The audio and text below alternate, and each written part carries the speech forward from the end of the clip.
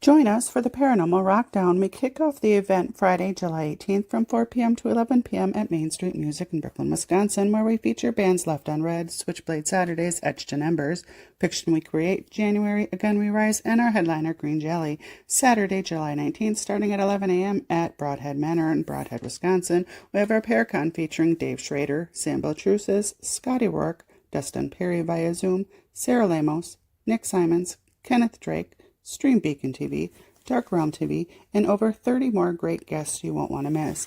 We have over 40 vendors, speakers, workshops, gallery readings, and so much more.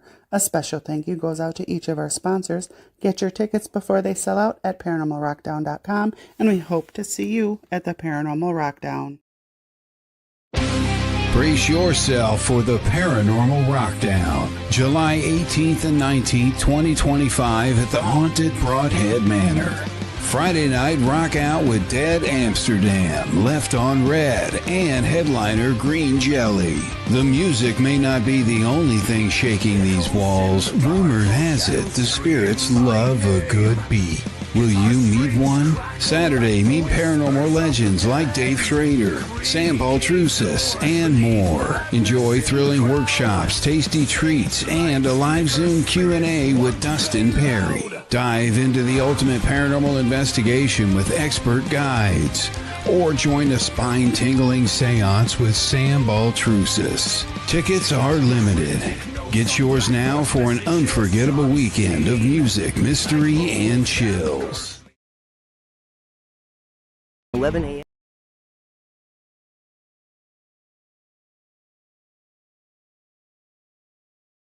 a.m. to 7 p.m., the Deep South Para-Comic-Con will bring chills, thrills, and much more.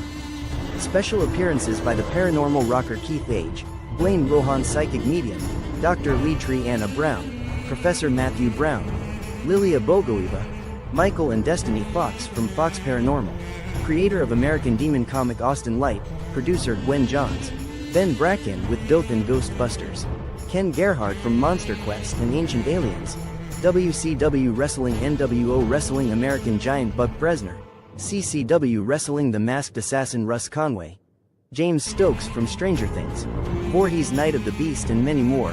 Ethereal Voice Paranormal Richard and Colleen Johnson, Jessica Lentz cosplay artist. Come see Litriana Brown's Haunted Object Lab. What do you feel from these objects?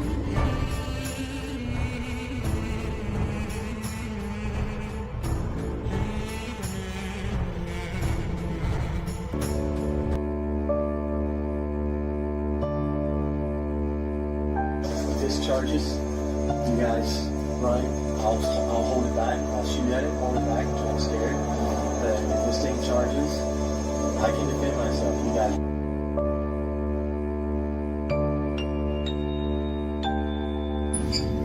This was very late at night. Everybody was asleep. And I was terrified. I was absolutely terrified.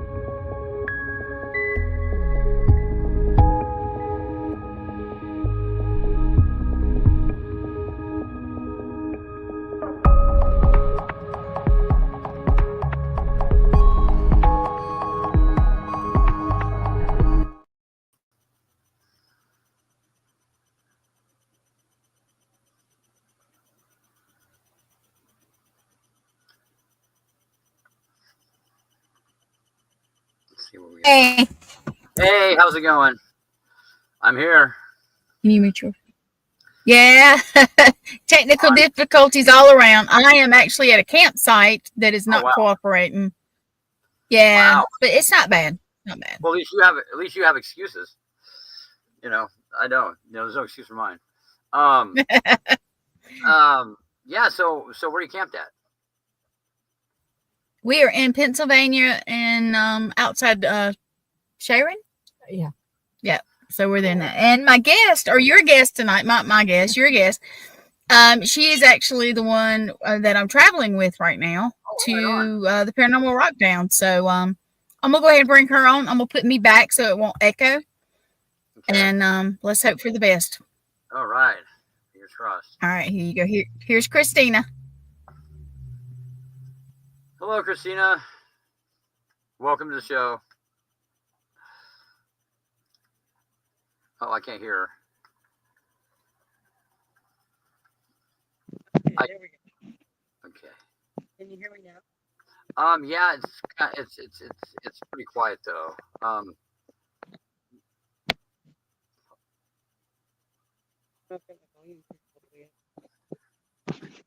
There might be a way to turn it up.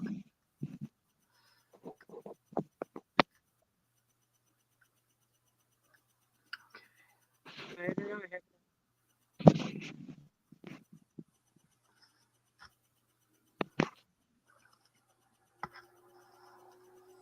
Yeah, then technical difficulties. Like I said, at least you guys are out in the middle of nowhere. Oh, so am I, but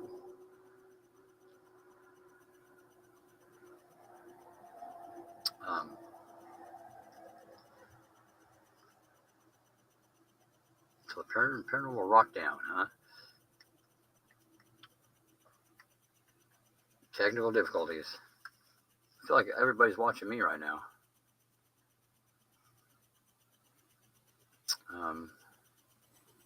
There we go. Oh, her mic's muted now. It has a muted thing.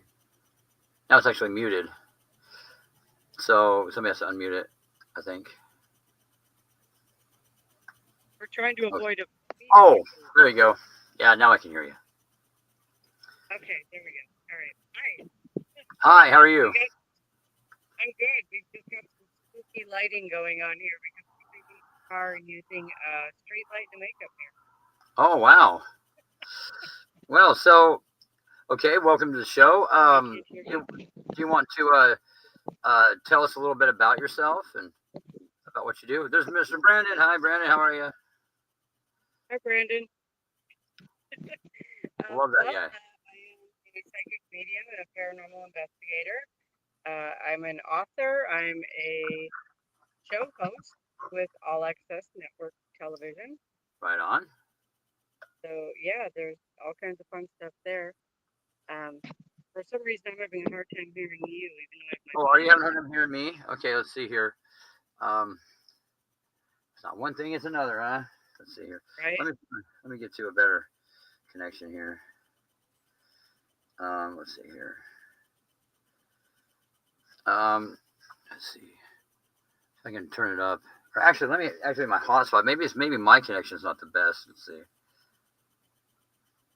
So you guys having fun so far? Yeah, we're having probably more fun than we should be. Oh yeah, that's cool though. Yep. I saw that Gwen met John Zaffis. That's cool. Yep, John's a pretty cool guy.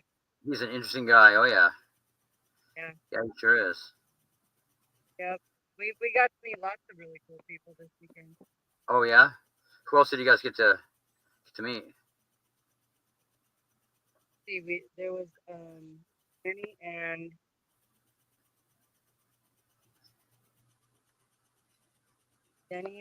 Danny, the Radical. Oh, Yeah. okay. Yep, and then there was, I didn't get to meet Butch Patrick, did you? Who? Okay. Who was it? You played Series of the Monsters? Stop stalking me, he says. Okay, I'm gonna switch over to a faster network, so it might bleep just for a second.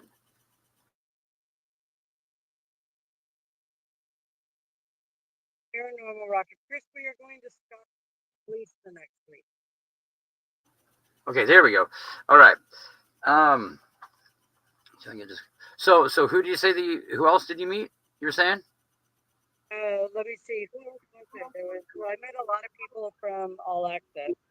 Right on. There. Yep. And Showman and the Shaman. Yeah. Cool. Guys, and I already knew him, Sam Baltrusis, but I got to see him again. And, Right on. people there. That's cool. All right, hold on a second.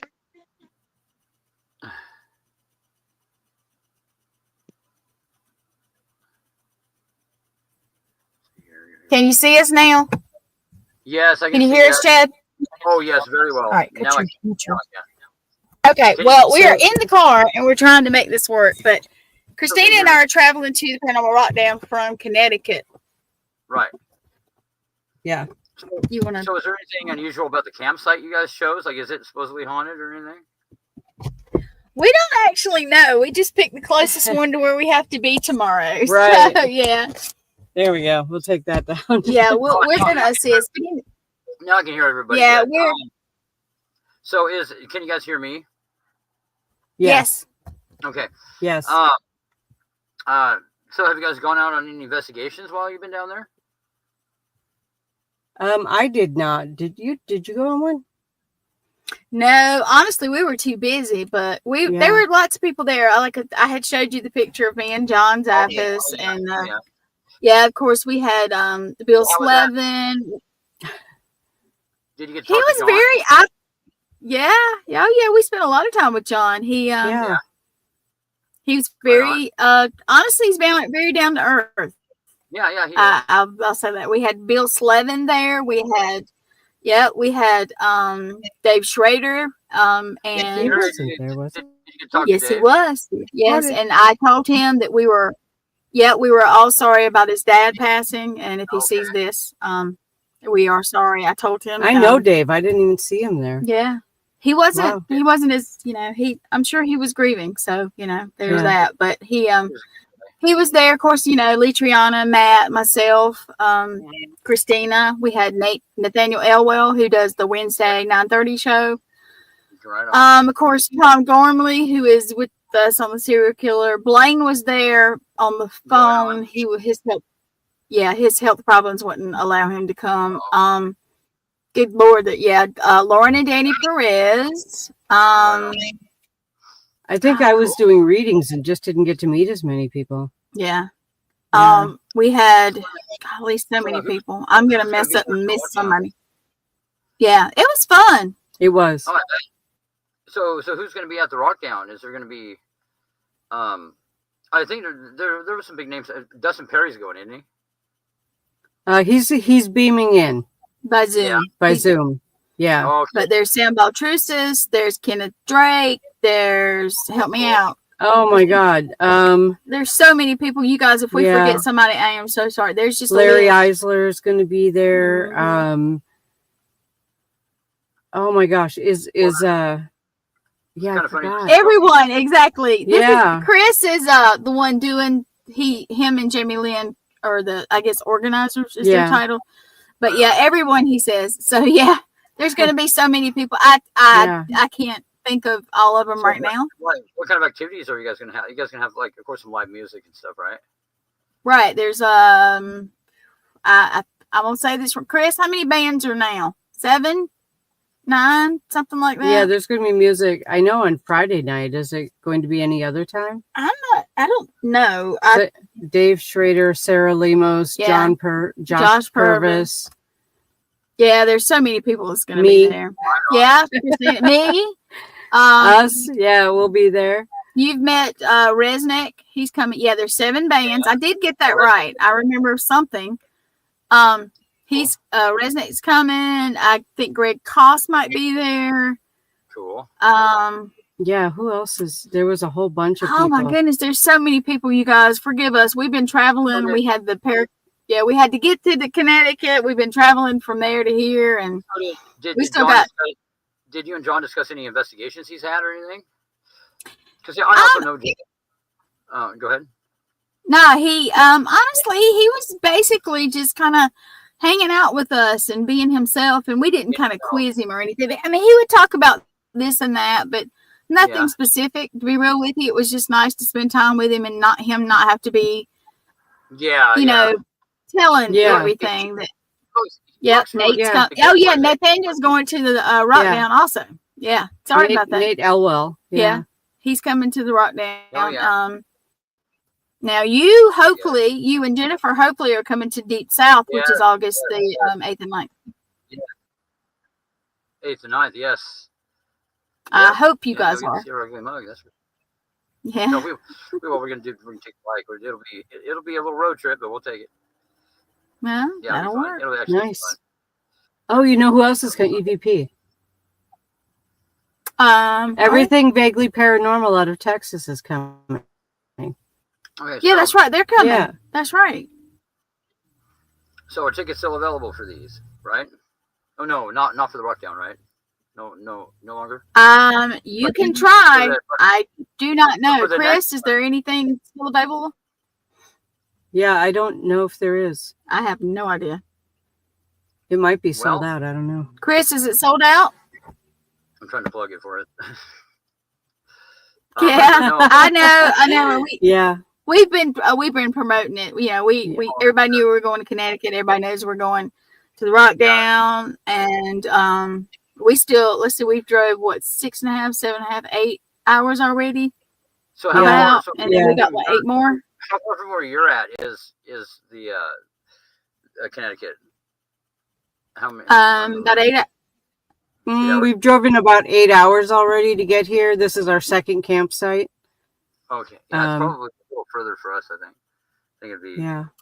He said yes, there are, and only thing low is for the investigation on Saturday, right? Mm-hmm. Yeah. What are you guys investigating? The Broadhead Manor is where it's being held. The investigation part. It used to be I'm gonna get this wrong, Kristina. You know, it was a school. Yeah, it was a school. Yeah, and it had been abandoned for a while, and now it is open. Yeah. I'm sorry. Could you say? What was it called when it was a school? I think I've heard of it actually.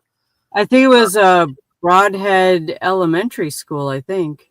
Is it like that location? So. They don't really know why it's so haunted, but it's really haunted. I was just watching a deal on something. Is that the location? Yes. And there's a cemetery nearby. I think might be linked to it, but they can't figure it out because it was like an elementary school or something. Right, because nobody actually died there. Yeah. There's no record of anyone dying there, so they can't figure out why it's so haunted. Weird. Just the other night I was watching a deal on that. Yeah. About the location. And now did some YouTubers buy that? Or no? No. Do you know? I don't think so. No, there's a couple of guys who bought it there, and they initially, I think it was Bill and Ron, and they were they ghost hunters? No, they had like the Halloween haunted house, and they were looking for a permanent location for it. Right. Okay. So that was the original, and then they found out it was haunted. Yeah, and it's like one of the most active places they've seen. Yeah. Yeah, it's pretty cool. It's cool coincidences watching deal about that. Yeah.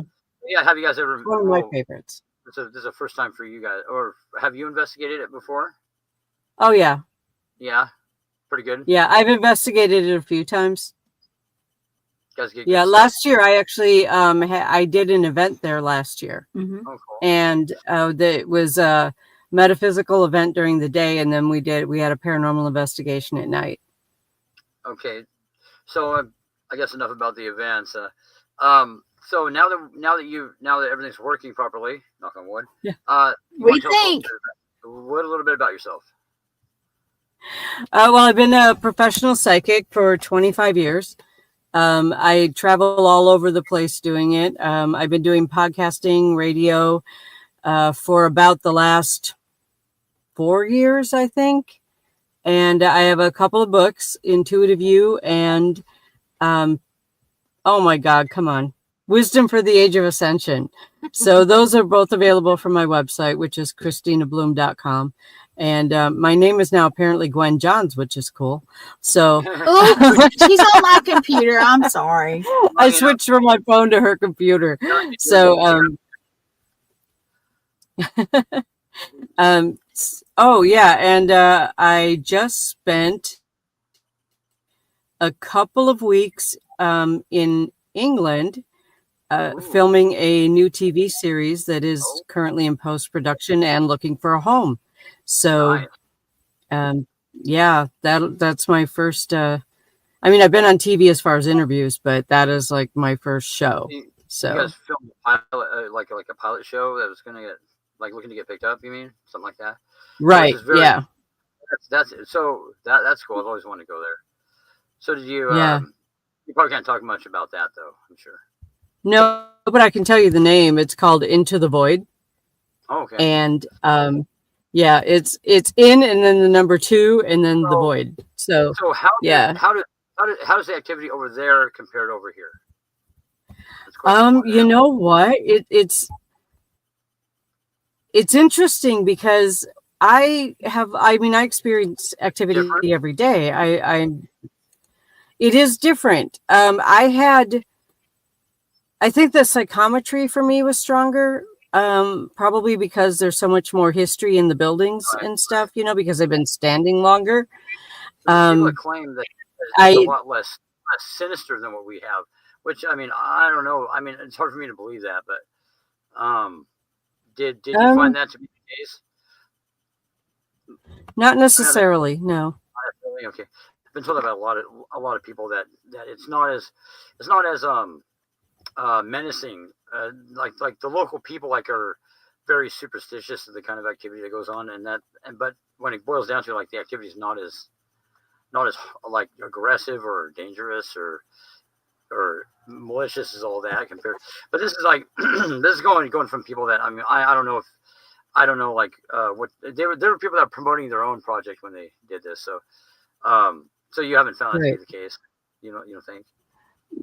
No, well, and the thing is that we didn't leave it to ghost hunting, right? Like we didn't do just spirits. Okay. We left it open to communication with the Fae community, and you know, we left it open communication with the ET community, and so you know we reached into a lot more areas than just ghosts. Okay. Well, but a lot of that stuff's associated with each other, though. Do you think with one activity, there's seems to be the presence of other types of activity, like the UFO phenomenon. It seems to go hand in hand with a lot of the what we consider spirit activity. There's a ranch nearby here. It's called Base of the Mountain Ranch, but it's very similar actually to Skinwalker Ranch and the stuff that they have. And there's a lot of UFO and also Bigfoot activity, along with the paranormal activity, which I thought was weird. It's all kind of ties in together. Did you guys know? Well, I think that there's portals everywhere, right? So, there are portals and there are vortexes, and once those get opened, different. I don't know any other word other than entities can use them. Right. Well, I haven't ever been I haven't seen a lot of evidence to actually support or to believe in something, and I haven't really been a big, believer in Bigfoot. I tell people, that's not my department. But there's been a couple of investigations, one last night actually, that we went to, where something was throwing large rocks into this water, into this river that was nearby, which was very strange. And there was a lot of activity that people link to Bigfoot that we experienced in the second time going to this place, and there was also some UFO activity, which was weird. So it makes me wonder if it's all linked together, or if there is a such thing as I don't think that the Bigfoot phenomenon is an animal, because I think they'd find some kind of remains or some kind of evidence, but it seems to be some kind of paranormal activity. And did you guys ever experience anything like that over there? Anything that you thought was UFO activity or Bigfoot activity? Yes. Stuff that you guys did. Very, very similar stuff. Weird. Yes. be a link between those. That's why I ask. But so Right. So I bet that was something though to see all that history though over there, because we kind of here in the U.S. Yeah, it really was. We kind of ripped off because of history. Go ahead. Yeah, there's a lot of history. It was really interesting to me because I do psychometry, so I touch things and I get energy from them, and Right. I could go to the same building and touch different stones and get completely different stories. Really? Because of where the stones came from. Right. It's not unusual when a building comes down to use those stones again to build a different building, right? So it could have, and all the bloodshed and trauma over there too. Like I think it's like Yes. Ireland. There's not one square foot of Ireland that hasn't had bloodshed on it. I think, according to like. Yeah, I'm not really sure. I didn't get to Ireland this trip, but Europe though, yeah, period is very old, and it's a lot of history there. Yes. And a lot of legends Yes. that that bleed over into the New World where we're at. They all came from Europe, and like the colonial people brought their belief systems with them, and a lot of our superstitions and our ancient fears, they belong to that area. So I've always wanted to go see what goes bump in the night there, and see what really the big deal Right. is, Yeah. That's on the bucket list. We did all of our filming during the day. Yeah. Oh, we didn't do any. Yeah, we filmed 10 episodes in 5 days. Oh wow, that's pretty. Yeah. 10 different locations. Hey, Rez. What did Rez pop in? Oh, I didn't even see it. Rez popped in. So is he down there with you guys? Is that what Gwen said? Or hey, Rez. No, he's not here with us. Okay. He's going to be at the Rockdown. Rockdown. Okay. Cool. Neat deal. He's a good guy. Yeah. He's an interesting guy. So what's some of your experiences with the paranormal that actually has stood out amongst other than your top experience that you've dealt with, something that really affected you? Boy, that's a lot to narrow down. Yeah, right. Yeah. It's a lot to narrow down. Two things pop into my mind right away. When I lived in Washington State, I went on a paranormal investigation at the site of a mass murder, and the murderer is also on the other side and came after me. Really? Physically attacked me. Yeah. And I ended up with a sinus infection that lasted for months. It went systemic, which sinus infections don't normally do. Wow. So that goes back to the belief that there's certain people that believe that spirits can actually cause you health problems. So you're one of those that actually, I mean, I believe it. I really do. I've seen some bizarre health problems come from multiple people that have been on certain or at certain locations. So I'm a believer in that they can do that. So right. So you agree with that then, that they can do that? Well, I did from that point on. Yes, I had never experienced anything like that before. So what was unique about this experience? Was it something negative? You feel very negative? Well, what happened was we were clearing out the building where this particular person had murdered a lot of people. And so we were opening a portal and releasing all of the spirits who were stuck there because they had been murdered there. And the murderer got in my face and screamed, and I could feel saliva coming and hitting me in the face. Weird. Yeah, that's weird. Yeah, I know. So did other people hear that? No. I've had an experience kind of like that where there was something that said something into my ear at one point, and I could feel the breath of when it was speaking, yes. So did other people hear it? Right. Somebody witnessed it. Yeah. So it wasn't something that just you. It wasn't a personal experience, because when this thing happened to me, everybody heard it when it happened. Yeah. There were Yeah. people that witnessed it. Yes. Yeah. Um, That's bizarre. another, I guess another experience that really stuck with me was when I was doing a paranormal investigation, and a loved one of mine came through the EVP, Oh, and yeah. I could clearly hear the voice. So So there was no doubt as to who it was. do you think do you think there are things that do things like that to maybe psychologically harm you that are not what they appear to be? Do you think? No, I don't think that was the case in that. I mean, I think it can happen. In that case, I don't believe it was that. So did it have a I mean, how did that impact you when that happened? It was an emotional impact. You know, it was Right. It was in the same place where we had their memorial service. So you don't think there's no we possibility something like that could have done that just to emotionally upset you? no, not in this case. No, Okay. Well, there's a lot of no. things out there that do that kind of stuff. Just usually I'm aware of that, and I know that it can happen, but in that particular case, I don't believe that was the case. It was just very emotional. Have you ever heard your voice on like the ghost box or something mimic you personally? No. I've only had it happen a couple of times. That's weird when that happens. Like it'll be your voice. Like Yeah, I haven't had that. Right. Well, when I was in England, this was another thing that really impacted me. Was I was speaking to a spirit who had died of a drug overdose like 40 years ago. And the next day I woke up with track marks on my arm. Oh, that's weird. Like needle marks on my arm. Oh, no, that was really weird. Yeah. Yeah. That surprised me.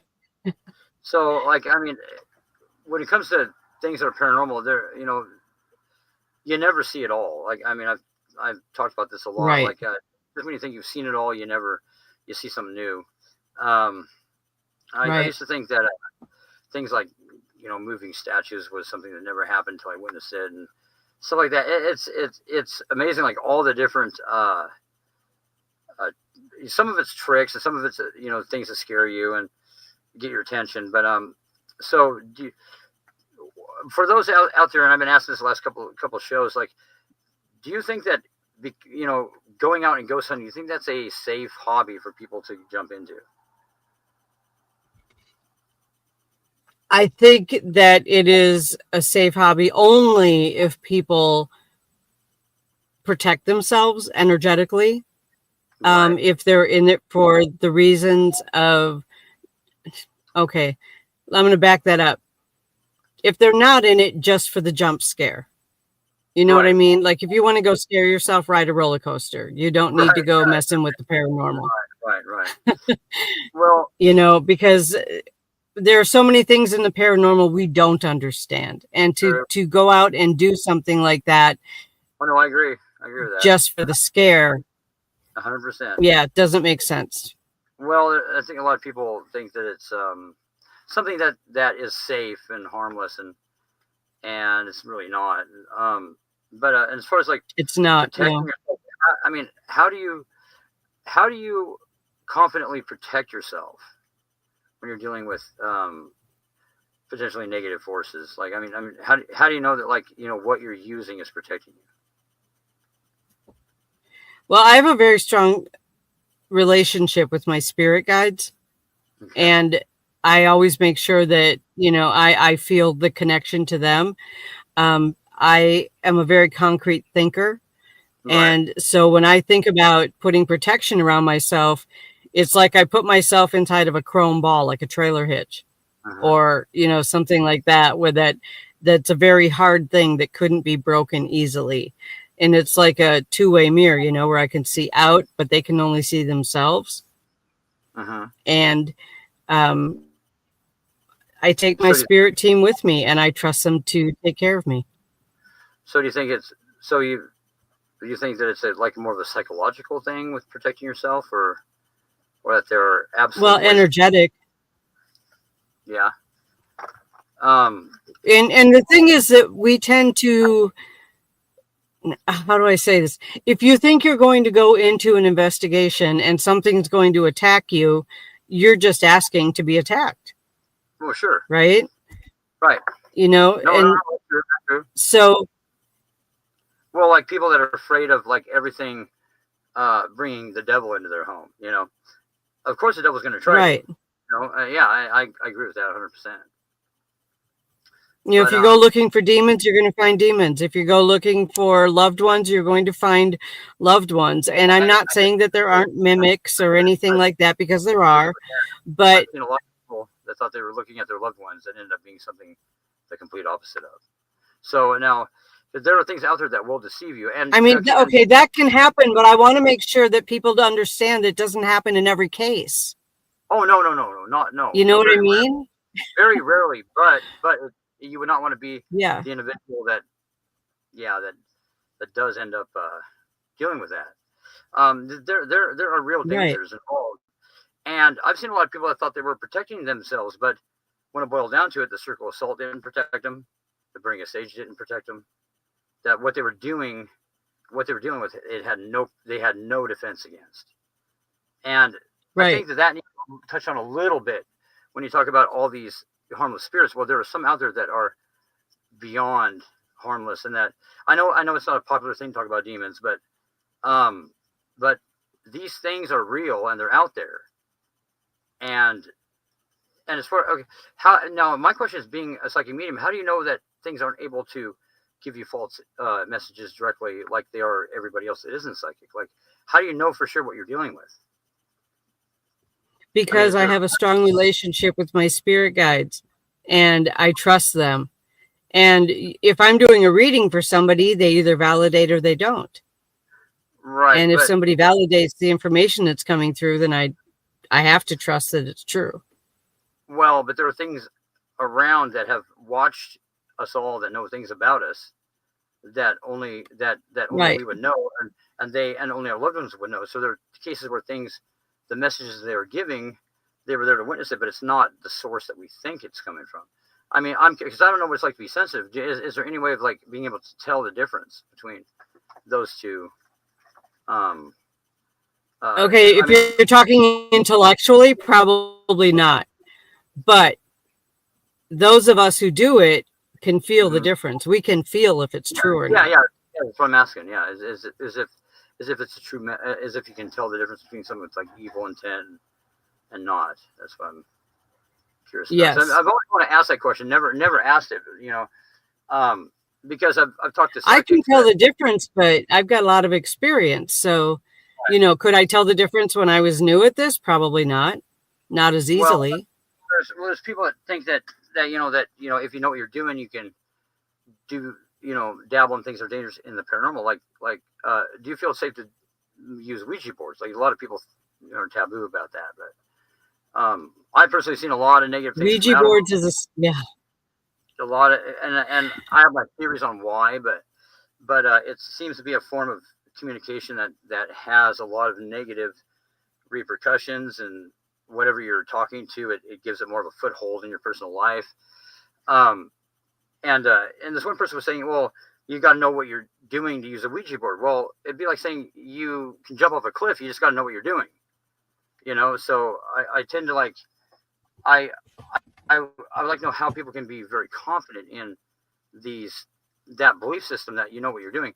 Because I mean, if something of a higher intelligence is going to lull you into being a victim, it's not going to tell you. It's going to victimize you before it does. So just like people. Exactly, same thing. Yeah. But there have been. I mean, it's an interesting topic because the negative part about the supernatural isn't really discussed much, and I think it should be, because there's a lot of people out there that I think could potentially be in danger because they don't understand the actual risks involved. Right. Yeah. And, and of course, a lot of shows don't help that, which the shows are good because they actually opened up the public to what we do. Because before, they just thought we were all a bunch of nutcases, that did this, but at the same time, they spin it in a way to where everything's demonic, or there's no nature, or there's no risk involved. And do you have any messages for people that are the people who watch the TV shows and think that's how it is? Well, first of all, for a 1 hour TV show, how many hours of filming is there? Oh, there's a lot. Yeah. Oh, yeah. Probably Yeah. about what? Okay. Right. So when somebody watches a 1 hour TV show, what they're watching is the edited version of the most eye-catching, most attention-catching stuff that was filmed. And even beyond that, beyond the eye-catching stuff, it's like I know for a fact there's one TV show that they didn't even really go in the locations. They went in a very short amount of time and filmed a lot of, the traveling to the location and really didn't investigate it. But it's like, it's not reality. Like they say, reality TV. It's not a good depiction of what we do. That's not. I agree. Jeez. Sorry about that, guys. Yeah. And it's, this very interesting. Oh God, come on. People know I do a show this time. I don't know why they try to call me. It's not very accurate. Yeah, a portrayal of what we do. I mean, as far as like the excitement of it, it's exciting to investigate. There's a lot of adrenaline involved moments, but it's just I used to have a real problem with one of the things that one of the TV shows used to tell people, like one of the really old, like continuously running ones, where you got nothing to worry about. They go to a location and spend very little time in it, and then they'd be like, well, you got nothing to worry about. And it's like, well, you can't really, like you were saying, you can't really get an idea, I think, of what's going on in a location by visiting it for a few hours and then moving on to the next. It's more complicated than that. I mean, what do you feel about people that give people the wrong advice during like conduct investigations and tell them, hey, you know what, this is or is not what's going on? And I think a lot of people are more worried about telling you what it is rather than, analyzing the evidence that they capture or actually looking at the facts of the matter. Either, like you said, they want it to be something really negative or nothing at all. Like, what do you think about that whole aspect of when people conduct investigations? I think that it can go both ways, because are there things that can hurt you when you're paranormal investigating? Yeah. You could walk in the dark and trip over something and break your leg. I mean, that's another danger of paranormal investigating. That's why we have release forms, stuff like that. But there's also positive that comes through. And so there does have to be that balance. And I think that, if we focus completely on positive or completely on negative, then we're not understanding that the spirit world is still people without bodies, right? So if we're dealing with spirits, we're dealing with people or animals who just don't have physical forms anymore. So you're still going to be dealing with the gambit of behaviors and attitudes and everything else that comes along. Right. And a lot of what develops people's opinion is the experiences they've had. So you haven't had anything. Have you had any very like extremely negative experiences with dealing with certain spirits? Well, just that one that I told you about at the murder house, at the the site of the murders. As far as super negative, I think it depends on really how you understand it too. I mean, because I'm a spiritual advisor, so sometimes that means advising spirits and helping them to complete a process, helping them to work through something that they need to let go. I help people to get closure from both sides, so it's more complicated than is it good or bad? Right. So does that aspect of it keep you pretty busy? Do you have a lot of people that reach out to you for closure? And yes, you do. Yeah, well, communication and closure. That usually is the biggest part about dealing with a loved one that you lost, because I like to think of our loved ones as moving on to a better place. Like a lot of the negative aspect of this reality, I think, for a lot of those people. I mean, do you believe that everybody remains here in like a limbo state, or what is your personal opinion on that? No. You think a lot I believe that, a lot of times in my experience, and I can only talk about my experience, okay? A lot of Right. people hang around until the funeral or memorial or celebration of life or whatever it is over, and then they move on. A lot of people do that. Some of Okay. them that stay behind are stuck, or maybe they're stuck because they still are working through something. A lot of times I have found that when people die quickly and traumatically, Yeah. they oftentimes are not aware that they're even outside of their bodies for a while. Right. There's like a residue or something that remains there. Right. That. Yeah, I actually witnessed that a couple times. Yeah, but that's something does that usually go away in your experience? Like, does it last for a while and then kind of dissipate? It depends. I mean, it's every case is individual, and that is the one thing that has really been something that has been important for me to learn. Every case is individual. Right. If somebody is still trying to figure out what happened, they're going to keep replaying it over and over and over again until either they figure it out on their own, or someone else steps in, either from the other side or this side, and helps them to understand what happened so that they can release and move on. So like these cases where people think that there's a loved one that's communicating with them, do you keep in contact with them to see like what happens, like after the fact, like after the initial diagnosis and all that? Do you ever keep in touch with them? And the reason why I asked that is there was someone that was very critical of the evil spirit concept, and they were a school teacher, and they're talking about some stuff that they experienced in their home, and this individual that the person was with at the time, they started to see like these messages written in the walls and everything, and they actually have pictures of them, so they're real. And the activity kept ramping up and being more sinister and more sinister. But they were criticizing me for thinking, well, maybe that'd be some negative. And then I'm like, well, whatever happened with the situation? Like, well, we had to flee our home and leave our belongings behind. And it's like, well, that would coincide with a negative experience. My whole point is, like, there's a reason why people are very afraid of this activity. It's because there is a large portion of it that is not positive. I mean, I've witnessed a lot that started off to be a loved one or a child or something that ramped up and was something that it was not. And it makes me wonder, like, how common, there's a big argument about how common these negative cases are. How common do you think these cases are of negative activity? Where it's something... Again, I can only speak from my experience. Right. From your experience. And my experience is that I help them. Like, that's my job. I help them to find peace. I help them to make sense of things and move on.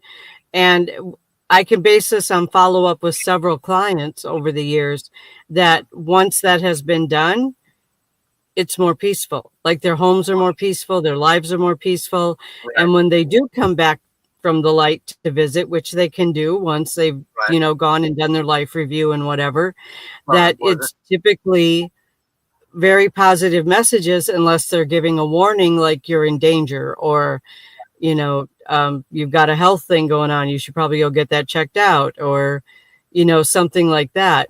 But I can only speak from my experience, and that has been more of my experience. Well, that's I noticed that there are some things that do that. They seem to not escalate, past a certain point, but then I've seen cases where the activity escalated once it was given attention to it. So it's a very complicated thing, the paranormal. I think it is. Very complicated. And it's something that there's a lot more work goes into it, and a lot more analysis than what people realize. And it's, our jobs are not easy, but they're very fulfilling too at the same time. Right. And we don't all have the same job. I think that's really important for people to understand. No, we don't. No. Yeah, just because we work with the paranormal doesn't mean we're all doing the same thing. No, of course, yeah, of course. Like I said, from my approach, there's no there's just the scientific approach. We don't do the. I've never worked with mediums or anything like that. Not because I have anything against them, just never have. Right. Yeah, and so a lot of it is, but a lot of the cases that we deal with, people contact us because they're dealing with something that is frightening them, and it's like, and so Right. it has a negative tone to begin with, and a lot, and a lot of the cases it's not what they think it is.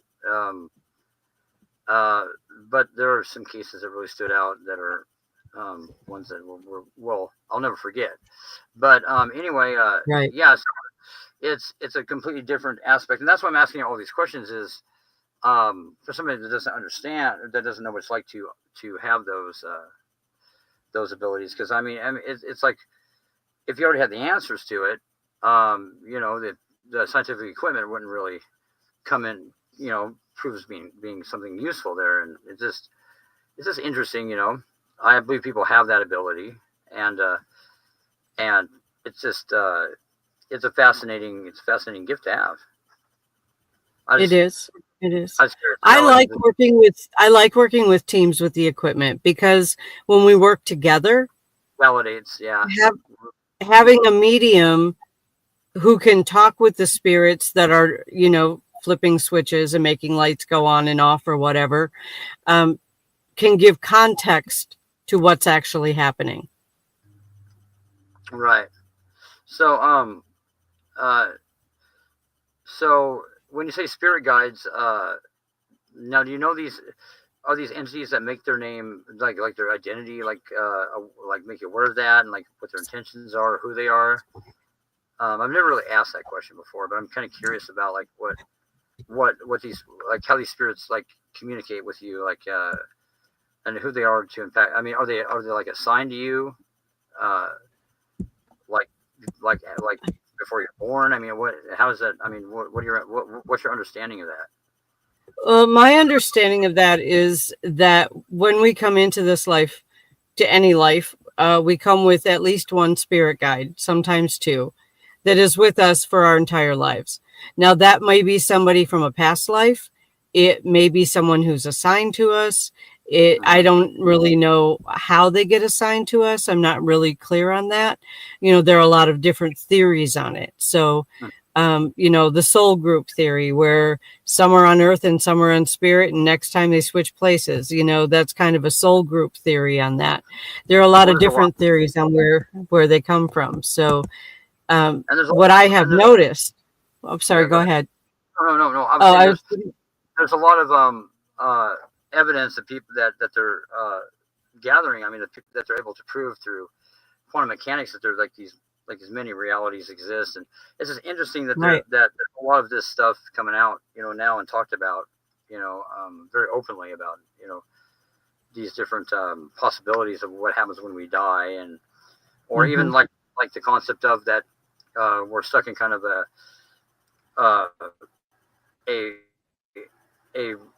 situation where that we don't really die, we just jump to another reality. There's like all these different theories on which have never been talked about before, and it explains some stuff, but some stuff it doesn't explain. Like even some of the biblical stuff, like when it talks about like there being everlasting life. Well, if you just jump from reality to reality, it would be everlasting life technically, but not in this term that like we would perceive it. So it's odd that some of these breakthroughs in scientific of forms of research are validating some of these claims that paranormal researchers have claimed all along. So what do you think? What is your opinion on what happens when we pass over? I mean, I know that's a tough one, but it's a tough one because it's individual. I mean, I think that there is a theory that when we go into the light, we're just getting stuck in a karmic loop, and we just keep living more lifetimes. For that one, that there's a soul harvesting. Is that one? You talking about that one? Yeah. Why that one as much as some of the others, but maybe because the whole the ambition after your soul, it kind of matches that, but that's kind of like a age old theory, think about it. But and then but that's more based upon that there's extraterrestrials doing it or something. I mean, some of these things are off the wall, but I mean, what do we really know? We really don't know if any of it's true or not. Well, that's the whole point. We don't know. Yeah. So, but what do you think? That's about really the whole point. We don't know. We really don't know. There are many theories. There are, and we can buy into whatever theory feels right to us, but we aren't going to know until we're not in these bodies anymore. But I guess the question is, you think there's something happens? Yes. Yeah. And I think that there's something that happens based on a couple of things. First of all of the mediumship readings I've done, in the thousands of them at this point, and that people can validate the information that's coming through. Right. Okay. The other reason that I feel that there is, or that I believe that there is something after this life, is because I've had 4 near-death experiences, and every single one of them has been different. Right. But it has been an experience on the other side. Right. That's something that has been, that to me has been very well documented, that there's something that happens with people that die and are brought back or have near-death experiences. So what's your opinion on the whole, just controversial one, the whole Christian aspect to the whole thing? The belief system that there is a God and there's angels and there's demons and all this. Do you have an opinion on that? Well, first of all, it's not the only one that has those beliefs. They're different flavors, but they're kind of, well, yeah. I mean, if you look back at philosophy and history of religions, it's just replaying other older religions. Right, but people mistake something. The biblical doctrines were written at a certain time period, but all these other interpretations would actually be originating off the sources that Christianity was written about, like the global flood, things like that. I mean, people mistake that for being, every religion has a flood. Well, yeah, because a flood happened, and just because it was written about it at a later date doesn't mean that it was not the one that the biblical doctrines are writing about. So, if you're asking for my personal opinion, yeah, I put absolutely zero credence into it at all, and I was raised Christian. Well, but I don't believe, I don't buy into any of it. But you'll buy into anything else, though, right? Like anything else is possible, but not that. Well, I'm not saying it isn't possible. I'm saying, if you're asking my personal belief, that's not my personal belief. Well, it's one of the newest religions on the planet. Why are we referring to one that's only 2,000 years old when there are other religions that are much older? Well, I mean, that's again, it's a misconception. Well, because the belief in Christianity came at a certain date when Christ walked the earth, supposedly, but the belief system was there before Christ. Yes, actually, yeah. So like it's also very ancient, and there's a lot of them are very similar. It's just there's a controversial, like, I mean, I don't judge anybody based upon what they believe as far as a personal belief in religion. But it makes me wonder, like, because I think a lot of people don't understand that, like, just because the ancient Babylonians had this same similar belief system, it doesn't mean that it came from the ancient Babylonians. It's just there is almost like a reluctance to consider Christianity. So I'm not at all a Christian. I'm not at all saying that. I'm not even close.